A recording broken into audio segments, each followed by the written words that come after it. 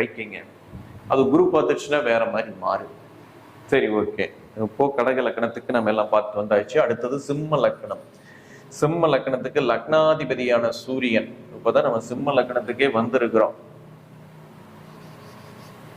இன்னும் 12, இன்னும் எத்தனை லக்கணம் இருக்குது, இன்னும் 9 கிரகங்கள் இருக்குது.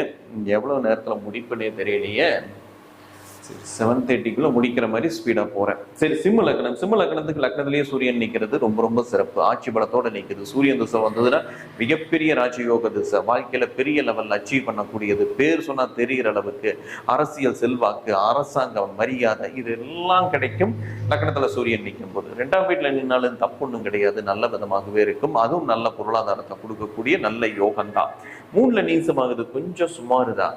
ஹெல்த் பாதிப்பெல்லாம் கொடுக்கும். லக்னத்துல பாவர் நின்னாலும் இந்த சூரியனோட பாவர் சேர்ந்தாலும் ஹெல்த் பாதிப்பெல்லாம் கொஞ்சம் கொடுக்கும். 40 வயசு வரைக்கும் சிரமத்தை அனுபவிக்கக்கூடிய ஒரு அமைப்புகளை செய்யும். 4ஆம் வீட்டுல தப்பே இல்லை, ரொம்ப நல்லா இருக்கு. ரொம்ப ரொம்ப நல்லா இருக்கு. சிம்ம லக்னத்துக்கு லக்னாதிபதி 4ல நிற்கிறதுல தப்பே கிடையாது, ரொம்ப நல்லா இருக்கும். 5ல நிக்கலாம், குரு வீட்டுல தான். அதுவும் எந்த விதத்துலையும் தப்பு இல்லை, நல்லா இருக்கு.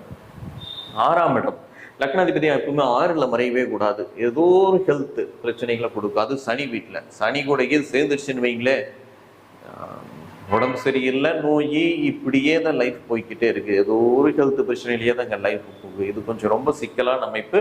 லக்னாதிபதி எப்பவுமே 6ல மறையக்கூடாது. சிம்ம லக்னத்துக்கு 7ல நிக்கலாம், ரொம்ப ரொம்ப சிறப்பு. இங்க நின்னுதுன்னா அரசு வேலை கிடைக்க, அரசியல் அறிவு இருக்கு, அரசாங்க சம்பந்தமான விஷயங்கள்ல லாபங்கள் கிடைக்கக்கூடிய ஒரு நல்ல அமைப்பு. 7ல சூரியன் நிக்கலாம். 8ல மறையுது, அதுவும் ஒன்றும் பெரிய குற்றம் கிடையாது. குரு வீட்டுல மறையுதான. லக்னாதிபதி மறையிறது கொஞ்சம் சிக்கல். இங்க குரு கூட சேர்ந்துச்சுன்னா உள்ளூர் விட்டு வெளியூர், வெளிநாடு போறக்கான அமைப்புகளை செய்யும். மற்றபடி பாவர் தொடர்போட நின்றுதுன்னா ஜாதகர் ரொம்ப சிரமப்படுவாங்க. அது ரொம்ப ரொம்ப சிக்கல். சரி, 9ல சூரியன் உச்சம். காரகோ பாவனாஸ்தி வேலை செய்யாது. சூரியன் நல்ல ஸ்தான பலத்தோட நிற்குது. அதனால காரகோ பாவனாஸ்திங்கிறது இங்க வேலை செய்யாது. சூரியன் உச்சம் ஆகும் போது 10ல சூரியன். தொழில் எண்ணங்கள் அதிகமாக இருக்கு. என்ன தொழில், ஏதோ எப்படி தொழிலை பண்ணலாம், எப்படி தொழிலை டெவலப் பண்ணலாம் அப்படிங்கிற எண்ணங்கள் அதிகமாக இருக்கு. 11ல சூரியன் எந்நேரம் லாபத்தை பத்தியே தான். இதை செஞ்சா இவ்வளவு லாபம் வருமா, அதை செஞ்சா அதெல்லாம் அவ்வளவு லாபம் வருமா அப்படிங்கிற கணக்கு போட்டுக்கிட்டே இருப்பாங்க.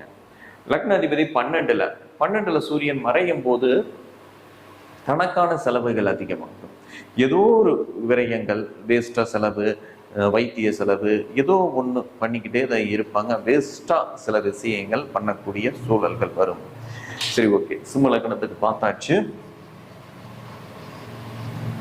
அடுத்தது கன்னி லக்னம்.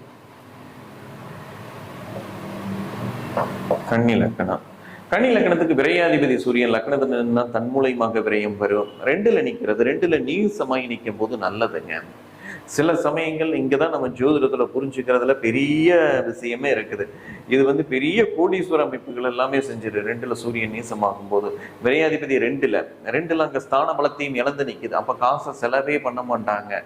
அப்ப நிறைய வருமானத்தை கொடுக்கும். நல்ல வருமானம். 2லயும் 11லயும் ஒரு கிரக நீசமாய் நின்றுதுன்னா அது பெரிய யோகத்தை செய்யுங்க.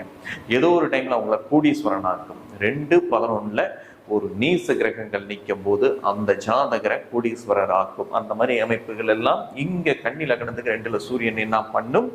அந்த சூரியன் எந்த சூழ்நிலையிலையும் சனி சேர்க்க, செவ்வாய் சேர்க்க, ராகு சேர்க்க இந்த மாதிரி அடைஞ்சிடக்கூடாது. செவ்வாய் சனி பார்வையும் அடைஞ்சிடக்கூடாது. நீச பங்கம் ஆகலாம், இல்ல நீச பங்கமாகாம வெறுமனேவாத நிக்கலாம். அப்போ கூட நல்லதுகளை செய்யும். சரி, 3ல சூரியன் நின்னா தப்பில்லை. விரையாதிபதி 3ல சகோதரனால நம்மளுக்கு விரயங்கள் ஆகும். சகோதரருக்கு கொஞ்சம் சொத்து சேர்த்தி கொடுக்க வேண்டியது வரும். அந்த மாதிரி அமைப்பு தான். 4ல சூரியன் வீடு, நிலம், வண்டி வாங்கினதுக்காக அதிக செலவுகள் பண்ணுவாங்க. விவசாயம் பண்ணாங்கன்னா நஷ்டம்தான். உழைச்சது மட்டும்தான் நிக்கி. அந்த மாதிரி சூழல்கள் எல்லாம் 4ல சூரியன் நின்னா பண்ணு. 5ல நிக்கலாம், ஒன்றும் தப்பில்லை. பூர்வீக சொத்துக்களை கொஞ்சம் விரயம் பண்ணுவாங்க, ஆனா நல்லா வாழ்வாங்க. சரிங்களா, அதுல ஒன்றும் தப்பே இல்லை. 6ல சூரியன். இது கண்டிப்பா அரசு வேலையை கொடுக்கும். ஏன்னா எப்பவுமே வேலைங்கிறது 6ஆம் இடம், 10ஆம் இடம், 2ஆம் இடம் தொடர்புடையது. 6ஆம் வீட்டுல நிற்கக்கூடிய கிரகங்கள் அதுக்கேற்ற வேலையை கொடுக்கும். அப்ப சூரியன் 6ல நின்றுதுன்னா அரசு வேலை கண்டிப்பாக கிடைக்கும். சரி, 7ல சூரியன். தப்பில்லை. பொண்டாட்டிக்கு கொஞ்சம் அதிக செலவுகள் பண்ணுவாங்க. பொண்டாட்டிக்காக தேடி காசுகள் செலவு பண்றதும் இருக்கு. இல்ல பொண்டாட்டி கட்டிட்டு பொண்டாட்டிக்கு நிறைய செலவு பண்றதும் இருக்கு. இந்த மாதிரி சூழல் எல்லாம் 7ல சூரியன் என்ன செய்யும்?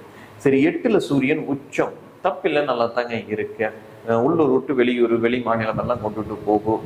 9ல சூரியன் நின்னாலும் அதே அமைப்புகளை செய்யும். 10ல சூரியன் நிக்குது, தொழிலுக்காக விரைய. இவங்கெல்லாம் தொழில் பண்ணாங்க அப்படின்னாங்கன்னா தொழிலுக்கு நிறைய இன்வெஸ்ட்மெண்ட் போட்டு லக்ஸரியா தான் தொடங்குவாங்க.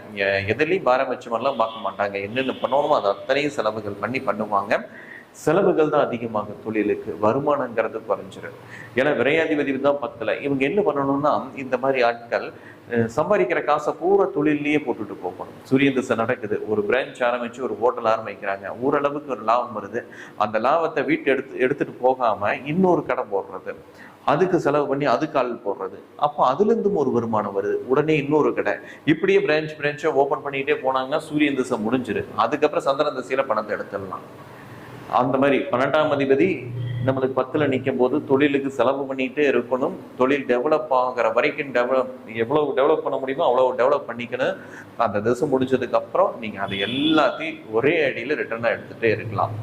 சரி, 11 விரையாதிபதி 11ல ஒன்றும் தப்பு இல்லை, நல்லா தான் இருக்கு. 12லயே ஆட்சி பலம், அதுவும் தப்பு இல்லை, நல்லா தாங்க இருக்கு. சரி, ஓகேங்க. இது ஒவ்வொரு லக்கணத்துக்கு நம்ம போய்கிட்டு இருக்கும்போது ரொம்ப டைம் இன்னைக்கு 2 மணி நேரத்துல முடியாது. 2 மணி நேரத்துல ஒரு கிரகம் தான் சொல்ல முடியும் போல் இருக்குது. சரி, துலா லக்கணம். பார்த்தா துலா லக்கணத்துக்கு வந்திருக்கிறோம். சந்திரன்ல இருந்து கொஞ்சம் அந்த ஸ்டைல மாத்திடலாம். சந்திரன்ல இருந்து எந்தெந்த லக்கணத்துக்கு நல்லதை செய்ய, எந்தெந்த லக்கணத்துக்கு நல்லதுகளை செய்யாது அப்படின்ட்டு போயிடலாம். சரி, துலா லக்கணத்துக்கு பாதகாதிபதிங்க எங்க நின்னாலும் இடைஞ்சலுங்குது. லக்கணத்தை நிக்குதா, தனக்கு இடைஞ்சல், தனக்கு ஏதோ ஒரு பாதகங்கள் வரும், தனக்கு ஏதோ ஒரு சிக்கல்கள் வரும். 2ல நிக்குதான், குடும்பத்துல இடைஞ்சல்கள் சிக்கல்கள் வரும். குடும்ப மனைவியை பிரிஞ்சு 2ஆம் தர அமைப்புகளுக்குள்ள கொண்டுட்டு போக பார்க்க. 3ல மறையிறது ரொம்ப ரொம்ப நல்லது. மறையும் போதுதான் பாதகாதிபதி மறையிறது தான் ரொம்ப ரொம்ப நல்லது. 3ல நின்னா எந்த தப்பும் இல்லை. 4ல நின்னா அம்மா இடைஞ்சல் பண்ணு, அம்மாவனால ஏதோ ஒரு பெரிய சிக்கல்களை கொண்டாந்து கொடுத்து வைத்திய செலவுகள் பண்ணு, இது ஒரு பெரிய சிக்கல்களை அம்மானால நம்மளுடைய கேரியரையே கொஞ்சம் க்ளோஸ் பண்ற அமைப்புகள் நின்றோம். சரி, அதே மாதிரிதான் 5ல நிற்கும் போது பூர்வீக சொத்துக்கள்ல பிரச்சனை, இந்த குழந்தைகளால பிரச்சனை, இந்த மாதிரி அமைப்புகள் எல்லாம் செய்யும். 6ல சூரியன் நிற்கிறது தப்பே இல்லை, ரொம்ப ரொம்ப நல்லது. இது கண்டிப்பாக நல்ல பலனை மட்டும்தான் செய்யுங்க. சரி, 7ல நிற்கிறது சுத்தம் அவுட்டுங்க. இங்க சூரியன் திசையெல்லாம் நடந்ததுன்னா கண்டிப்பா 2ஆம் தர அமைப்புகளை கொடுத்தே தான் தீருங்க. இதுல தப்பிக்கிறதெல்லாம் சிரமம்தான். இங்க 7ஆம் அதிபதி செவ்வாய் நம்மளுக்கு உச்சமாகாம எப்படி நின்னாலும் 2ஆம் தர அமைப்புகளை இந்த சூரியன் திசையில தந்தே தான் தீரும். இல்ல 2ஆம் தரத்தை கொடுக்கல, முதல் தரத்தை மட்டும் பிரிச்சு மட்டும் வச்சுட்டு 2ஆம் தரத்தை கொடுக்காமீங்க. ஓகேங்களா? 8ல நிக்கலாம், நல்லது. 8ல சூரியன் நிக்கிறது ரொம்ப ரொம்ப நல்லது, தப்பே கிடையாது. இது ஒரு நல்ல பலன்களை செய்யும். 9ல சூரியன் நிற்கிறது காரகோ பாவனாஸ்தி, தந்தையை கெடுக்கும், தந்தையுடைய உறவுகளை கெடுக்கும், இந்த மாதிரி அமைப்புகள் எல்லாம் செய்யும்.